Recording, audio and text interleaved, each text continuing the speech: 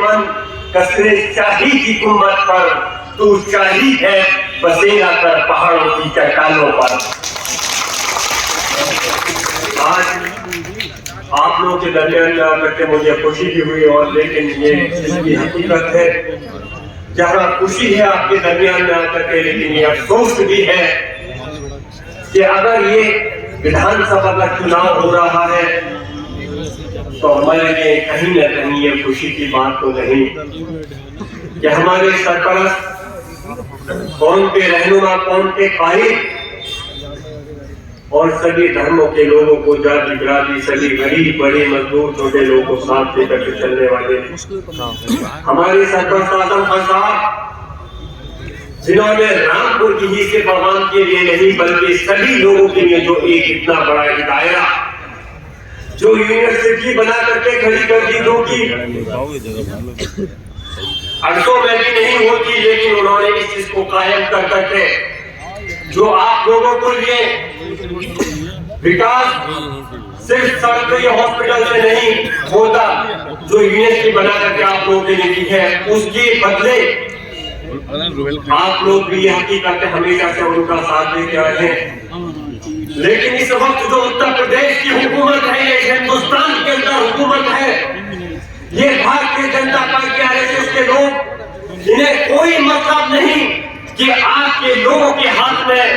कलम होनी चाहिए या आप लोगों के हाथ में चाकू या तलवार या तमंचा होना चाहिए। आजम खान साहब ने आप लोगों के बच्चों के मुस्तकबिल के लिए जो ये इतना बड़ा इदारा बनाया, ये उनको बर्दाश्त नहीं हुआ, और सिर्फ उसी की बात है जो उन्होंने इतना जुल्म ज्यादती का दौर उनके ऊपर किया। आज 2 साल 3 महीने, लगभग 27 महीने तक हमारे सरपरस्त आजम खान साहब जेल की सलाखों के पीछे रहे, अपने मफाद की खातिर नहीं बल्कि अपने कौम के लिए उन्होंने जेल की सलाखें काटी, लेकिन अपने सर को नहीं झुकाया। उन्होंने उसका सरकार का डटकर मुकाबला किया और ये साबित कर दिया कि कोई भी हक पर रहने वाला अगर सच्चा इंसान है, वो अपनी गर्दन कटा तो सकता है लेकिन अपना सर झुका नहीं सकता।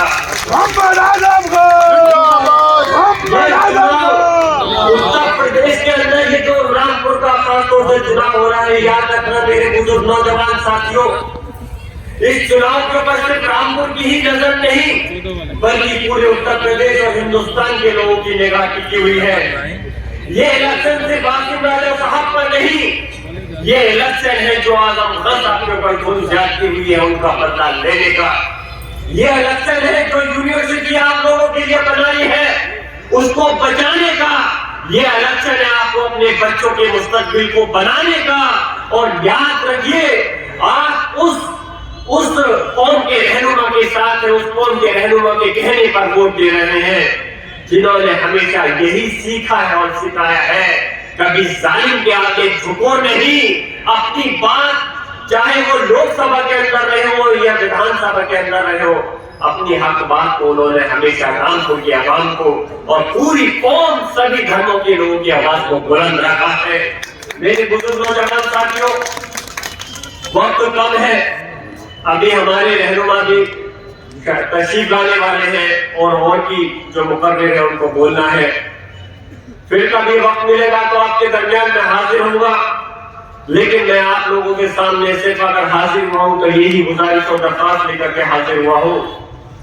कि एक वक्त था जब आजम खान साहब के लिए धरना प्रदर्शन हुआ था, तो दादा मोहम्मद शफीकुर रहमान भट्ट साहब के साथ मैं भी गांधी समाधि जो है वहां पर आकर के हम लोगों ने भी अब्दुल्ला साहब के साथ आकर के धरना दिया था। मैं चाहता हूं आप सब लोग इस उत्तर प्रदेश की हुकूमत से बदला लेने के लिए, भारतीय जनता पार्टी की सरकार से, इस केंद्र सरकार से बदला लेने के लिए आपको कोई चाकू तलवार या बंदूक की जरूरत नहीं है। सिर्फ याद रखना,